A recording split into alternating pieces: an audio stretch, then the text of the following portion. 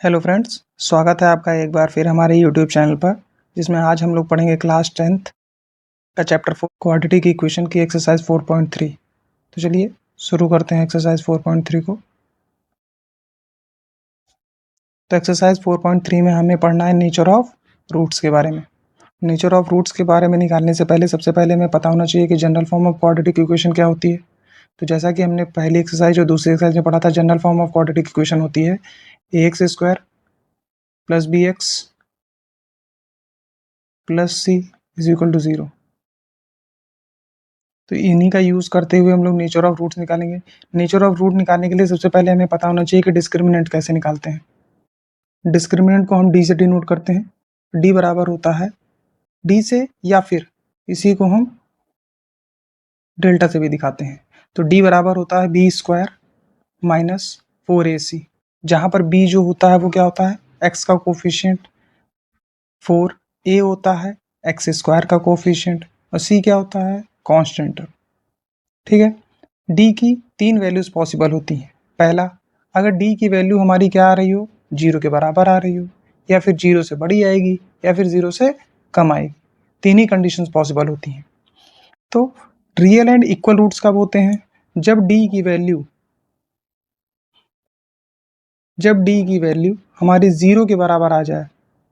मतलब कि B square minus 4ac ये वैल्यू हमारी 0 के बराबर आ जाए, तो ये हमारे रियल एंड इक्वल रूट्स होते हैं।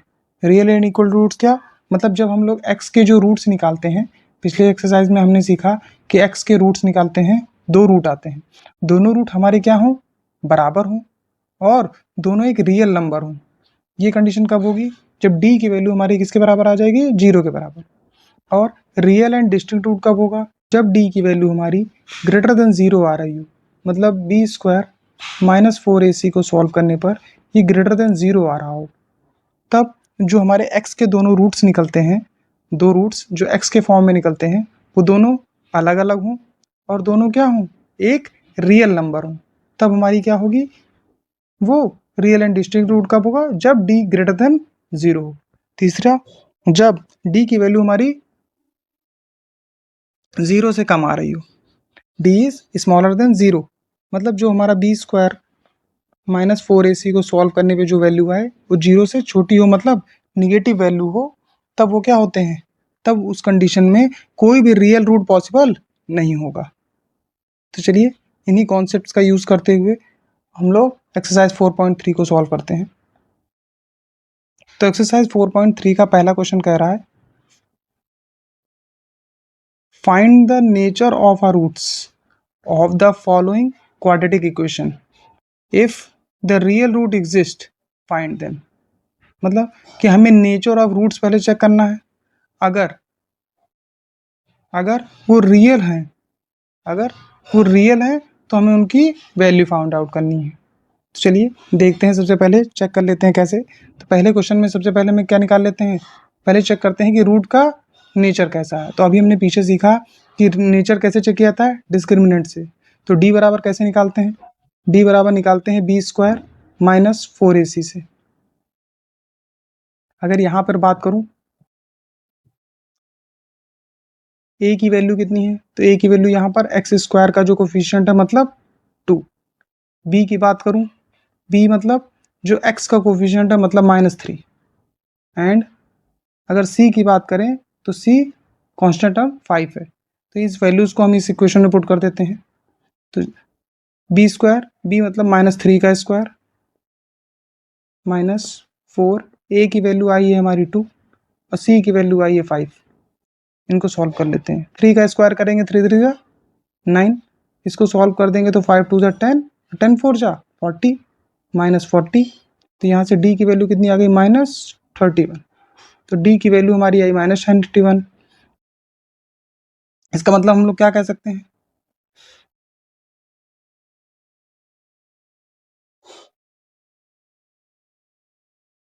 जब d की वैल्यू हमारी आ गई कितनी, -31, हमारी d की वैल्यू माइनस में आ रही है। तो since d is less than 0, d की वैल्यू क्योंकि 0 से छोटी है, देयरफॉर हम कह देंगे नो रियल रूट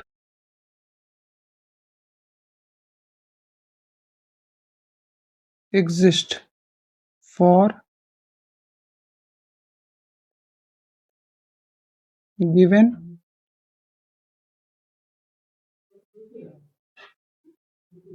इक्वेशन। दी इक्वेशन के लिए कोई भी रियल रूट नहीं एग्जिस्ट करेगा। तो इस तरीके से हमारा पहला पार्ट कंप्लीट होता है। अब चलते हैं हम लोग सेकंड पार्ट की तरफ। जैसे हमने फर्स्ट पार्ट को सॉल्व किया उसी तरीके से सेकंड पार्ट को भी सॉल्व कर लेंगे। इसको भी हम लोग कंपेयर कर लेंगे general form of quadratic equation से। जब हम लोग general form of quadratic equation से कंपेयर करेंगे तो यहाँ पर ए की वैल्यू आ जाएगी हमारी कितनी, तो हमारी ए की वैल्यू आ जाएगी एक्स स्क्वायर का कोफिशिएंट मतलब 3 आ जाएगी। बी की वैल्यू कहें तो एक्स का कोफिशिएंट -4√3 एंड सी की वैल्यू कहें तो क्या आ जाएगा, जो कांस्टेंट टर्म है मतलब +4। अब इसको हम लोग डिस्क्रिमिनेंट निकाल लेंगे। डिस्क्रिमिनेंट निकालने के लिए हम लोग क्या करते हैं, डी बराबर B square -4ac।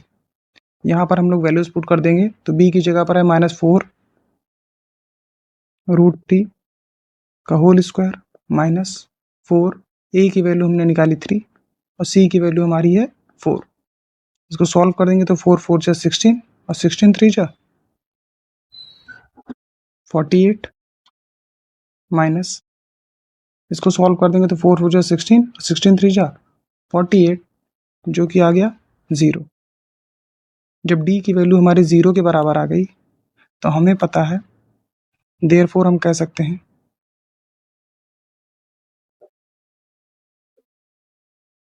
Nature of roots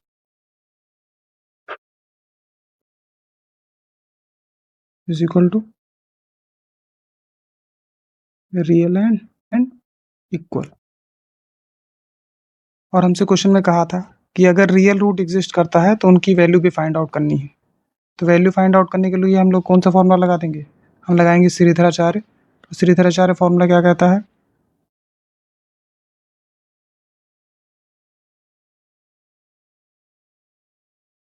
quadratic formula का यूज कर लेंगे। क्वाड्रेटिक फार्मूला या फिर श्रीधराचार्य फार्मूला क्या है, x is equal to -b plus minus √d upon 2a।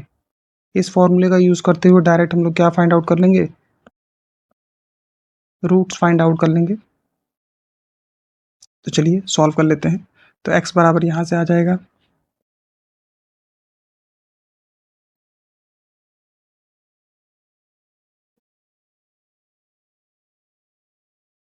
b की वैल्यू दे रखी है -4√3, तो ये माइनस ब्रैकेट के अंदर -4√3 प्लस √d की वैल्यू हमारी आई 0 अपॉन 2 इंटू ए कहे तो 3। तो फाइनली हमारी x की वैल्यू आ गई, ये माइनस माइनस प्लस हो जाएगा, सॉरी यहाँ प्लस माइनस होगा, ये माइनस माइनस प्लस हो जाएगा तो 4√3, ये तो पूरी टर्म क्या हो जाएगा 0, तो उसको लिखने की जरूरत नहीं है, अपॉन 3 2 जा 6, इसको कट कर देंगे तो 2 2 जा 4 2 3 जा 6। देयरफॉर x की वैल्यू आ गई कितनी, 2√3 अपॉन 3। क्योंकि ये रियल और इक्वल होते हैं, मतलब पहला रूट अगर ये है तो दूसरा भी रूट हमारा क्या होगा, सिमिलर होगा। मतलब x के लिए दूसरा रूट भी क्या आएगा, 2√3 अपॉन 3। इस तरीके से हमारे दोनों रूट्स हमने क्या कर लिए, फाइंड आउट कर लिए। आप लोग सोचेंगे ये दोनों कैसे आया, तो एक बार हम लोग +√0 लिखेंगे, एक बार -√0 लिखेंगे, तो दोनों वैल्यू क्या आ जाएगी, 0 की पूरी की टर्म क्या हो जाएगा, 0 ही हो जाएगा, चाहे प्लस लेके चलेंगे तब भी और माइनस लेके चलेंगे तब भी। इस तरीके से हमारा सेकंड पार्ट कंप्लीट होता है। अब हम लोग चलते हैं थर्ड पार्ट की तरफ। इस वाले पार्ट में भी हम लोग general form of quadratic equation से कंपेयर कर लेंगे इसको। तो यहाँ से a की वैल्यू आ जाएगी 2, b की वैल्यू आ जाएगी -6 एंड c की वैल्यू आ जाएगी 3। अब हम लोग इसको सॉल्व कर लेते हैं।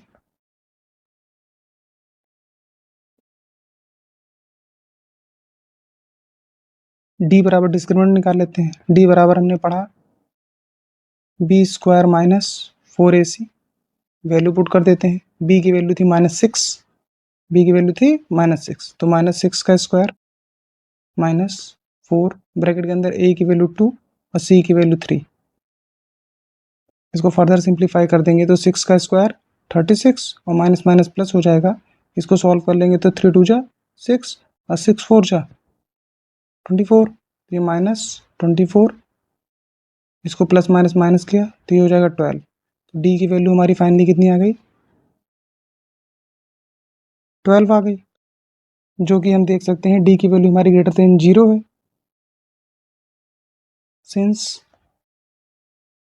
D is greater than 0, therefore nature of roots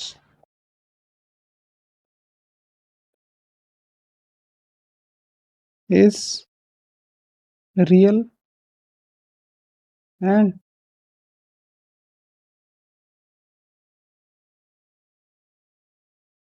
real and distinct। हमसे क्वेश्चन में कहा गया था अगर नेचर ऑफ रूट्स जो हो वो रियल हो तो हमें तो उसकी वैल्यू भी फाइंड आउट करनी है। तो चलिए वैल्यू फाइंड आउट कर लेते हैं। इस वाले क्वेश्चन में भी हम लोग श्रीधराचार्य फॉर्मूले का यूज़ कर लेंगे। श्रीधराचार्य फॉर्मूला था x is equal to -b plus minus under root d upon 2a।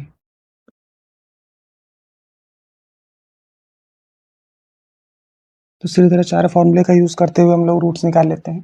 तो x बराबर हो जाएगा हमारा -b मतलब माइनस ब्रैकेट के अंदर -6 plus minus under root d की वैल्यू जो आई है 12 अपॉन 2, ए की वैल्यू आई थी हमारी 2।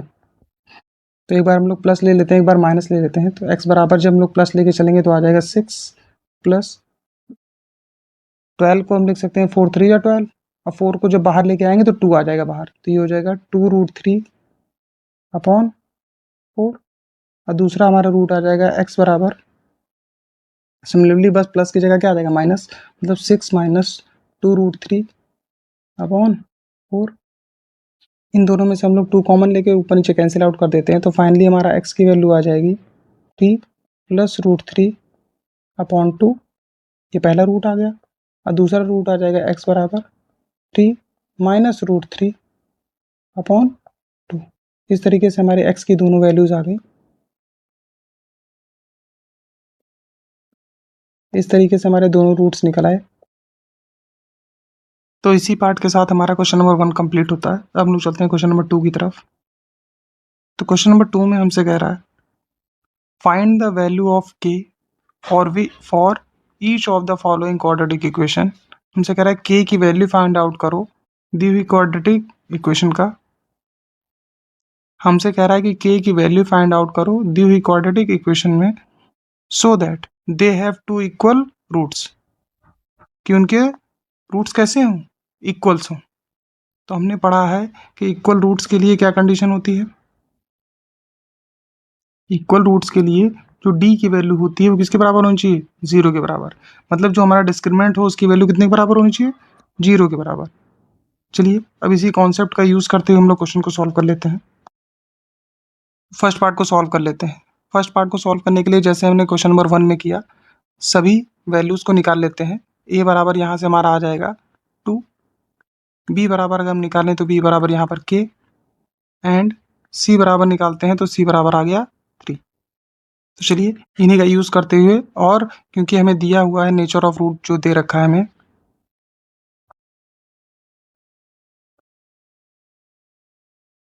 नेचर ऑफ रूट्स हमें क्वेश्चन में दे रखा है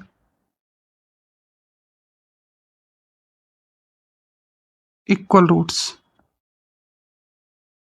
क्योंकि हमें क्वेश्चन में दे रखा है कि इक्वल रूट्स होंगे तो डी बराबर 0। डी कैसे निकालते हैं, बी स्क्वायर माइनस 4ac, इसकी वैल्यू किसके बराबर, 0 के बराबर। बी की वैल्यू कितनी दे रखी है, के स्क्वायर माइनस 4, ए की वैल्यू दे रखी है हमें 2, और सी की वैल्यू दे रखी है 3, ये बराबर 0। तो यहाँ से के स्क्वायर माइनस 8 और 8 3 से 24 is equal to 0। K square is equal to आ जाएगा 24, यहाँ से k की वैल्यू फाइनली हमारी आ जाएगी ±√24। √24 को और सिंप्लीफाई कर लेंगे तो k की वैल्यू फाइनली हमारी आ गई +-2√6। इस तरीके से हमारा आंसर आ गया। इस तरीके से k की दो वैल्यू पॉसिबल होंगी, एक +2√6 और दूसरा -2√6। इन दोनों वैल्यूज़ को इस इक्वेशन में अगर हम पुट कर देते हैं और रूट्स निकालते हैं तो रूट्स कैसे होंगे? इक्वल होंगे दोनों। चलिए अब सेकंड पार्ट को सॉल्व करते हैं। सेकंड पार्ट को सॉल्व करने के लिए पहले हमें थोड़ा इसको सिंप्लीफाई करना पड़ेगा। इसको सिंप्लीफाई करेंगे तो ये आ जाएगा, के एक्स को अंदर इंटू कर देंगे तो हमारी इक्वेशन हो जाएगी के एक्स स्क्वायर। के एक्स को 2 के साथ इंटू करेंगे तो -2k x + 6 is equal to 0। Finally ये हमारी एक क्वाड्रेटिक इक्वेशन बन गई है, जहां पर वेयर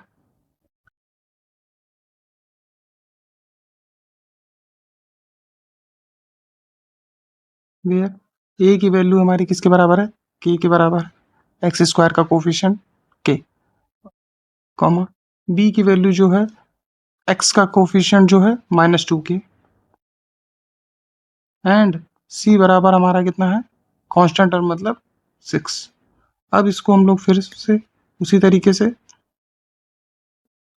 नेचर ऑफ रूट्स निकालने के लिए जैसे कंपेयर करते थे, d की वैल्यू हमारी किसके बराबर होनी चाहिए? 0। d की वैल्यू कैसे? b² -4ac is equal to 0। Values put कर देते हैं यहाँ पर, तो b की वैल्यू थी कितनी? -2k, तो -2k का स्क्वायर -4। a की वैल्यू थी हमारी k और c की वैल्यू थी हमारी 6, इसकी वैल्यू 0 के बराबर। इसको सिंप्लीफाई कर देंगे तो ये हो जाएगा 2 2 4 और माइनस का क्या हो जाएगा? प्लस k का k स्क्वायर, तो ये आ गया फाइनली हमारा 4k स्क्वायर माइनस, इसको सॉल्व कर देंगे तो 6 4 जा 24 -24k इज इक्वल टू 0। तो इन दोनों में से हम लोग 4k कॉमन ले लेंगे तो ब्रैकेट में बचेगा यहाँ पर k, यहाँ पे बचेगा 6 इज इक्वल टू 0। तो हमारी एक वैल्यू आ गई 4k इज इक्वल टू 0 और दूसरी आ गई k -6 बराबर 0। इसको हम इधर सिंप्लीफाई कर लेते हैं तो यहाँ से 4k बराबर 0, तो k की वैल्यू कितने बराबर? 0 के बराबर। और यहाँ पर k -6 की वैल्यू 0 के बराबर, तो k बराबर 6। तो k की हमारी दो वैल्यू आई, k बराबर 0 और k बराबर 6। हमें पता है कि k की वैल्यू कभी भी, हमें पता है k की वैल्यू हम लोग 0 यहाँ पर नहीं ले सकते हैं, सिर्फ k की वैल्यू क्या होगी? 6 पॉसिबल होगी। k की वैल्यू 0 पॉसिबल क्यों नहीं होगी? क्योंकि अगर हम k की वैल्यू 0 के बराबर रख देंगे तो x का कोफिशिएंट भी हो जाएगा 0, और अगर x का कोफिशिएंट 0 हो गया तो ये पूरा टर्म भी 0 हो गया, और अगर ये पूरा टर्म 0 हो गया तो ये दी हुई इक्वेशन क्वाड्रेटिक इक्वेशन नहीं रह जाएगी। ठीक, और हमने स्टार्टिंग में ही पढ़ा था, जब general form of quadratic equation पढ़ी थी, वहां पर हमने पढ़ा था कि कभी भी एक्स स्क्वायर का कोफिशिएंट 0 के बराबर नहीं हो सकता है, देयरफॉर k की वैल्यू हम लोग 0 कभी नहीं ले सकते। इस तरीके से हमारा फाइनली आंसर क्या हो जाएगा? k is equal to 6। इसी पार्ट के साथ फाइनली हमारा क्वेश्चन नंबर 2 भी कंप्लीट होता है। अब हम लोग चलते हैं क्वेश्चन नंबर 3 की तरफ। क्वेश्चन नंबर 3 में हमसे कह रहा है, is it possible to design a rectangular mango grove? क्या पॉसिबल है एक डिजाइन करना रेक्टेंगुलर मैंगो ग्रोव जिसकी length, whose length is twice its breadth, जिसकी लेंथ ब्रेथ की क्या हो? ट्वाइस हो, and the area is 800 meter square, जिसका एरिया 800 मीटर स्क्वायर हो। अगर पॉसिबल हो तो उसकी लेंथ और ब्रेथ फाइंड आउट करो। तो चलिए, हमसे क्वेश्चन में कह रहा है, मतलब ये एक रेक्टेंगुलर प्लॉट, ठीक, मैंग्रोव है, जिसमें लेंथ हमें दे रखी है कितनी? Whose length is twice its breadth, मतलब लेंथ तो दे रखी है, ब्रेथ नहीं दे रखी है। तो अगर हम ब्रेथ को क्या मान लेते हैं? x मान लेते हैं, तो लेंथ कितनी हो जाएगी? 2x हो जाएगी। और हमें टोटल एरिया कितनी दे रखी है? 800 मीटर स्क्वायर दे रखी है। तो हम लोग लेट कर लेते हैं पहले,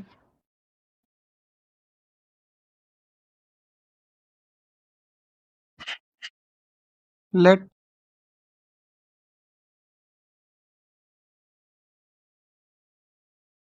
ब्रेथ इज इक्वल टू हमने मान ली x सेंटीमीटर, देन लेंथ क्या हो जाएगी हमारी, लेंथ हो जाएगी 2x सेंटीमीटर। अगर हमने ब्रेथ को मान लिया कि वो x सेंटीमीटर है तो लेंथ हो गई हमारी कितनी, 2x सेंटीमीटर। एरिया बराबर कैसे निकालेंगे, एरिया ऑफ रेक्टेंगुलर प्लॉट होता है लेंथ इंटू ब्रेथ, क्योंकि एरिया हमें दे रखी है 800 और लेंथ हमारा कितना है 2x, लेंथ है हमारी 2x इंटू x, ये हो जाएगा 2x square is equal to 800। सबको एक साइड ले आएंगे तो ये हो जाएगा 2x square minus 800 is equal to 0। अगर इसको हमें जनरल फॉर्म के रूप में लिखना है तो यहाँ से हो जाएगा 2x square plus 0x minus 800 is equal to 0। अब यहाँ से हम लोग डिस्क्रिमिनेंट अगर निकालना चाहें तो d बराबर होता है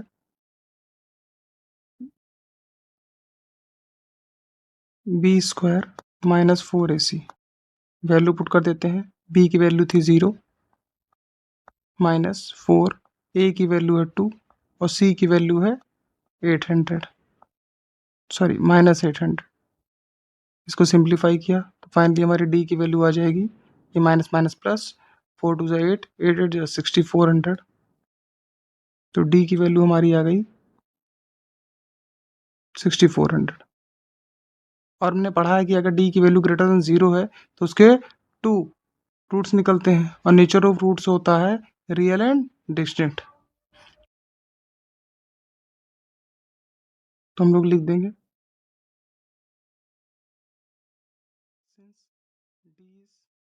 since d is greater than 0 therefore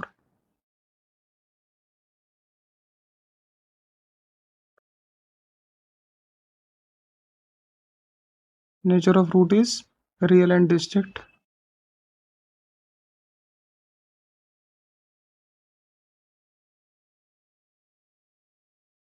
ठीक, और हमसे कह रहा था अगर रियल है तो दोनों वैल्यू भी फाइंड आउट करनी है, तो चलिए वैल्यू फाइंड आउट कर लेते हैं। तो यहाँ से हम लोग लेके चलते हैं, इसको लेके सॉल्व करेंगे, ये हो जाएगा हमारा 2x square is equal to 800, x square is equal to 400। यहाँ से x बराबर निकाल लेंगे तो आ जाएगा प्लस माइनस, हमें पता है कि 400 किसका स्क्वायर है 20 का, तो x बराबर आ गया प्लस माइनस 20। तो x की एक वैल्यू आ गई 20 और दूसरी आ गई x की वैल्यू माइनस 20। तो ये हमारी दो x की वैल्यूज आ गई और हमें पता है x की वैल्यू कभी भी निगेटिव नहीं हो सकती है, ये हमारा पॉसिबल नहीं होगा। देयरफॉर फाइनली हमारा x की वैल्यू कितनी आ गई 20। तो हम लोग लिख लेंगे therefore length of rectangle is equal to 2x, 2x मतलब 2 into 20 is equal to 40 and breadth of rectangle is equal to x हमने माना था, तो ब्रेथ हमारा आ गया कितना 20 सेंटीमीटर और लेंथ आ गई हमारी 20 into 2 is equal to 40 centimeter. तो इस तरीके से हमारा क्वेश्चन नंबर 3 भी कंप्लीट होता है। अब हम लोग चलते हैं क्वेश्चन नंबर 4 की तरफ। क्वेश्चन नंबर 4 में कह रहा है is the following situation is possible, is the following situation is possible, if so अगर ऐसा पॉसिबल है डिटरमाइन देयर परसेंटेजेस, तो उनकी परसेंटेजेस हमें निकालनी है। क्वेश्चन में क्या कह रहा है, the sum of the ages of two friends is 20 year, दो फ्रेंड्स की एजेस का सम कितना ईयर दे रखा है 20 ईयर दे रखा है।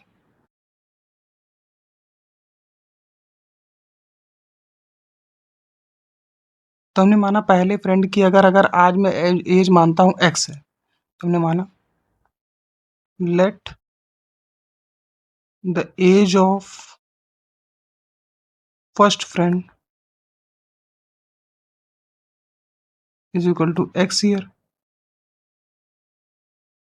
Then the age of second friend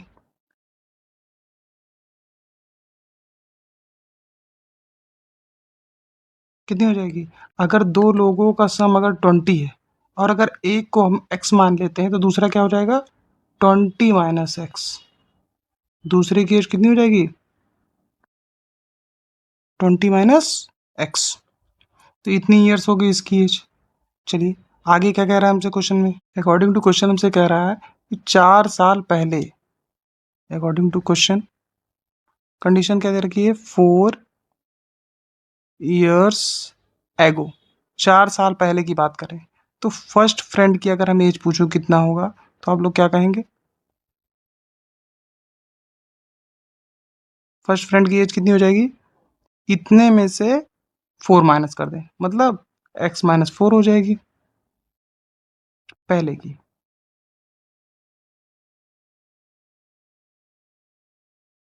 और सेकंड फ्रेंड की एज पूछूं तो कितनी होगी, तो आप लोग कहेंगे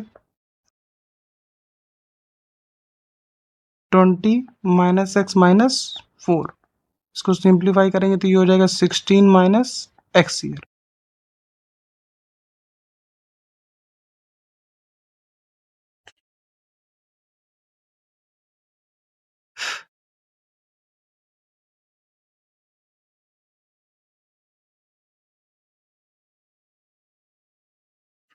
हाँ, तो क्वेश्चन में हमसे कहा है कि उनकी एजेस का जो प्रोडक्ट है 4 साल पहले, उनकी एजेस का प्रोडक्ट कितना था? 48 था। मतलब कि जो फर्स्ट फ्रेंड है और जो सेकंड लोग हैं, इन दोनों की एजेस का प्रोडक्ट कितना, मतलब x माइनस 4 और 16 माइनस एक्स, इन दोनों की एजेस का जो प्रोडक्ट है वो दे रखा है 48 के बराबर। इसको ओपन कर लेते हैं। ओपन कर लेंगे तो ये हो जाएगा 16x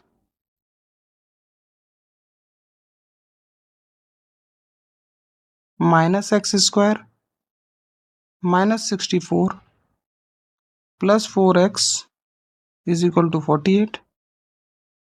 इसको और सिंप्लीफाई कर लेते हैं। सेम टर्म्स को आपस में सॉल्व कर लेते हैं। 16 को और 4 को आपस में सॉल्व किया तो 20 हो गया, तो ये हो गया माइनस एक्स स्क्वायर माइनस 64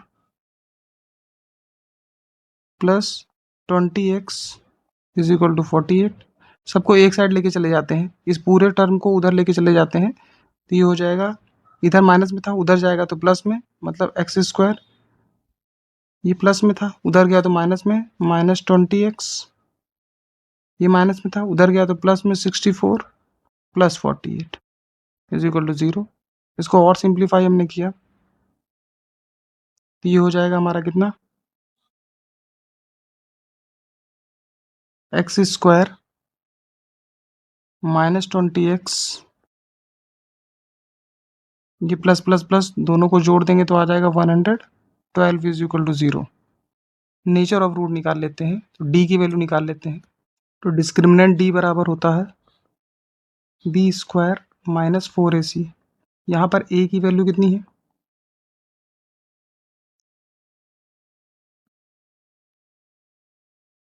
यहाँ अगर हम ए की वैल्यू देखें तो ए की वैल्यू 1, बी की वैल्यू माइनस 20 एंड सी की वैल्यू हमारी है 112। यहाँ पुट कर देते हैं तो बी की वैल्यू थी हमारी -20, तो -20 का स्क्वायर माइनस 4, ए की वैल्यू थी हमारी 1 और सी की वैल्यू थी 112। 20 का स्क्वायर कर देंगे तो ये हो जाएगा 400। इसको सॉल्व कर देंगे तो ये हो जाएगा 4 से इंटू कर देंगे तो ये आ जाएगा 448। दोनों को प्लस माइनस माइनस किया तो ये आ गया -48, जो कि हमारी क्या है, नेगेटिव वैल्यू है। मतलब यहाँ से हमारा डी क्या आया, स्मॉलर देन 0 आया। Therefore no real root exist, क्योंकि डी जो है वो हमारा लेस देन 0 आया है। देयरफॉर हम कह देंगे नो रियल रूट एग्जिस्ट। इसका मतलब कि ये सिचुएशन पॉसिबल नहीं है। इस तरीके से हमारा क्वेश्चन नंबर 4 भी कंप्लीट होता है। अब हम लोग चलते हैं क्वेश्चन नंबर 5 की तरफ, जो कि इस एक्सरसाइज का लास्ट क्वेश्चन है। चलिए सॉल्व कर लेते हैं। क्वेश्चन नंबर 5 में हमसे कह रहा है, is it possible to design a rectangular park of perimeter 80 and area is equal to 400 meter square. क्या ऐसा कोई रेक्टेंगुलर पार्क बनाना पॉसिबल है जिसमें पेरीमीटर 80 मीटर हो और एरिया जिसकी 400 मीटर स्क्वायर हो? अगर पॉसिबल हो तो उस प्लॉट की हमें लेंथ निकालनी है और ब्रेथ निकालनी है। चलिए सबसे पहले हम मान लेते हैं हमें पता है कि रेक्टेंगुलर प्लॉट कुछ ऐसा होगा जिसमें लेंथ होती है क्या, एल, और ब्रेथ होगी क्या, बी। और हमें दे रखा है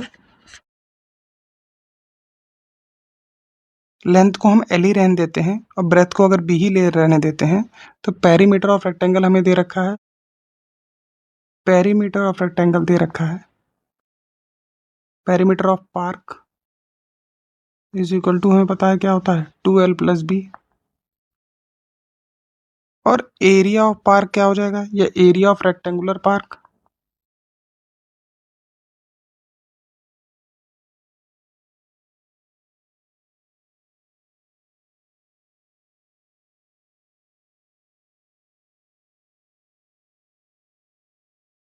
एरिया क्या हो जाएगी रेक्टेंगुलर पार्क की, एल इंटू बी। तो अकॉर्डिंग टू क्वेश्चन, अगर हम पहली इक्वेशन रेक्टेंगुलर पार्क की एरिया दे रखी थी कितने के बराबर, 80 के बराबर, तो ये हमारा 80 के बराबर हो जाएगा। और एरिया कितनी दे रखी थी, एरिया हमें दे रखी है 400 के बराबर, तो ये हो गया हमारा कितने के बराबर, 400 के बराबर। तो ये हो गई हमारी फर्स्ट इक्वेशन, तो ये हो गई हमारी सेकंड इक्वेशन। तो फर्स्ट इक्वेशन से हम एल या बी की वैल्यू निकाल लेते हैं। तो फ्रॉम इक्वेशन फर्स्ट, पहले इक्वेशन को लेके चलते हैं। तो 2l प्लस बी की वैल्यू हमें दे रखी है 80 के बराबर, यहाँ से l प्लस बी की वैल्यू आ जाएगी हमारी कितने के बराबर, 40 के बराबर। तो l बराबर अगर मैं निकाल लूँ तो आप कह देंगे कि ये 40 माइनस बी के बराबर होगा, बी इधर प्लस में है, उस साइड गया तो माइनस में। ये हमारी थर्ड इक्वेशन हो गई। इसको हम क्या करते हैं, सेकंड इक्वेशन में पुट कर देते हैं। Putting putting equation third in equation second. Third जो हमारी वैल्यू आई है इसको हम पुट कर देते हैं सेकंड वाली में। तो सेकंड में पुट कर देंगे एल की जगह पर 40 माइनस बी, तो ये हो जाएगा 40 माइनस बी,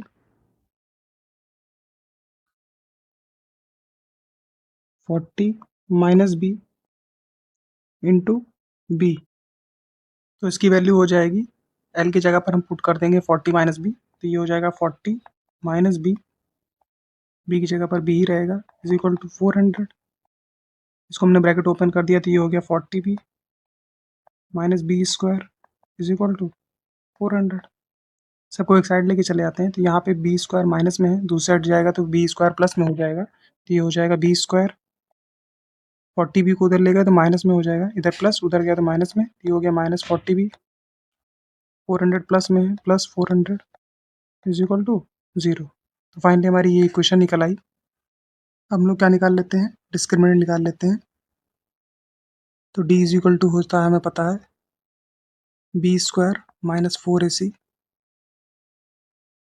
तो बी की वैल्यू यहाँ पर क्या है, बी की वैल्यू मतलब जो बी का कोफिशिएंट है, बी का कोफिशिएंट मतलब -40, तो ये हो जाएगा -40 का स्क्वायर माइनस 4। ए की वैल्यू मतलब बी स्क्वायर का कोफिशिएंट क्या है, 1, तो उसकी वैल्यू 1, और सी की वैल्यू है 400 इज इक्वल टू 400। यहाँ पे वैल्यू पुट कर दी, तो इतने का स्क्वायर हो जाएगा 4 4 जा 16 माइनस, इसको सॉल्व किया तो 4 4 जा 16, 1600 हो जाएगा। इसको प्लस माइनस माइनस किया तो 0, तो डी की वैल्यू फाइनली हमारी कितनी आ गई, 0। देयरफॉर हम कह सकते हैं, हमें पता है अगर डी की वैल्यू 0 आ रही हो तो नेचर ऑफ रूट्स क्या होता है, नेचर ऑफ रूट्स हो जाता है रियल एंड इक्वल। चलिए, अब हमारा अगर ये रियल रूट आ रहा है तो हम लोग फाइंड आउट कर लेते हैं रूट्स क्या होगा। तो रूट्स निकालने के लिए हम लोग श्रीधराचार्य फॉर्मूला लगा देते हैं। श्रीधराचार्य फॉर्मूला क्या होता है, x is equal to minus b plus minus under root d upon 2a। ये हमारा फाइनली श्रीधराचार्य फॉर्मूला हो गया। अब हम लोग क्या करते हैं, वैल्यूज पुट कर देते हैं। तो x मतलब हमें b की वैल्यू फाइंड आउट करनी है यहाँ पर, तो b is equal to minus b, b मतलब कहे तो एक्स स्क्वायर का एक्स का कोफिशिएंट हमारा -40 था, यहाँ पे पुट कर देते हैं। तो ब्रैकेट के अंदर -40 प्लस माइनस डी की वैल्यू हमें हमने क्या निकाली, 0 अपॉन 2a, 2a ए की वैल्यू बी स्क्वायर का कोफिशिएंट, तो बी स्क्वायर का कोफिशिएंट हमारा क्या था, 1, पुट कर देते हैं। अब इसको सॉल्व कर देंगे तो ये plus minus minus minus plus हो जाएगा, तो ये आ गया 40/2a का मतलब 2। इसको कट कर दिया तो b की हमारी फाइनल वैल्यू क्या आ गई 20। तो इस तरीके से हमारा ब्रेथ क्या निकल आया 20 निकल आया। अगर ब्रेथ हमारा 20 है देयरफॉर हम कह देंगे इसको पुट कर देंगे putting the value of b in equation,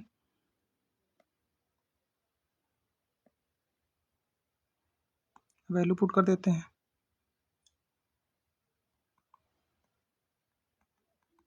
putting the value of b in equation,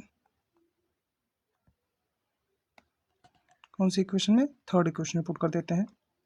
तो इक्वेशन थर्ड, तो वहाँ पे हमने देखा था L is equal to 40 minus b था, तो L इज इक्वल टू हो जाएगा 40 माइनस बी की वैल्यू हमारी आई 20। इसको सॉल्व कर दिया तो लेंथ भी हमारा कितना आ गया 20, तो लेंथ आ गई हमारी 20 और ब्रेथ आ गई हमारी कितनी वो भी 20। तो इसी क्वेश्चन के साथ हमारी एक्सरसाइज कंप्लीट होती है, साथ ही हमारा क्वेश्चन चैप्टर 4 भी कंप्लीट होता है। अगर आपको हमारी वीडियो पसंद आया हो तो चैनल को सब्सक्राइब करें और वीडियो को लाइक करें। साथ ही अदर चैप्टर्स के सॉल्यूशंस के लिए हमारे चैनल पर विजिट करें।